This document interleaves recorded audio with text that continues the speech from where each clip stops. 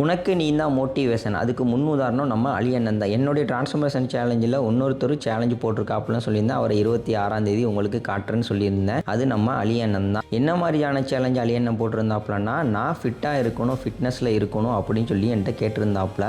அலி அண்ணன் ஒரு 3 மாதத்துக்கு முன்னால் என்கிட்ட வந்து நானும் ஜிம் பண்ணலாமா, நானும் ஃபிட்டாக இருக்கலாமான்னு கேட்டாப்புல. கண்டிப்பாக உங்களால் முடியும்னு வாங்கன்னு சொல்லியிருந்தேன். என்னுடைய ஜிம்மில் ஃபிட்னஸ் சம்மந்தமாக அலி அண்ணனுக்கு நான் ஒர்க் அவுட் கொடுக்குறத இறைவன் கொடுத்த மிகப்பெரிய ஒரு கிஃப்டாக நான் இதை எடுத்துக்கிறேன். ஏதோ ஜிம்முக்கு வந்தோம் போனோன்னு இல்லாமல் இதுக்கடுத்து நான் என்ன செய்யலாம் அப்படின்னு என்கிட்ட ஒரு ஐடியா கேட்டாப்புல. நான் சொன்னேன், அண்ணன் நீங்கள் மேரத்தான் போட்டியில் கலந்துக்கலாம்னு. கண்டிப்பாக என்னால் முடியுமான்னு கேட்டாப்புல. கண்டிப்பாக உங்களால் முடியும்னு சொன்னேன். 2 மாதமாக இந்த மேரத்தான் போட்டிக்காண்டி ப்ராக்டிஸ் பண்ணிட்டு இருக்காப்புல. வர 26ஆம் தேதி ஞாயிற்றுக்கிழமை காரைக்குடியில் நடக்கிற மேரத்தானில் பார்ட்டிசிபேட் பண்ண போகிறாப்புல. 10 கிலோமீட்டர் சேலஞ்ச் பண்ணியிருக்காப்புல. இன்ஷால்லா நல்லபடியாக முடிக்கணும்னு துவா செய்யுங்க. யாரோடைய மனசையும் புண்படுத்துகிற மாதிரி பேசாதீங்க. எல்லாருனாலையும் எல்லா துறையிலையும் சாதிக்க முடியுங்கிறதுக்கு முன் உதாரணம் நம்ம அலி அண்ணன்.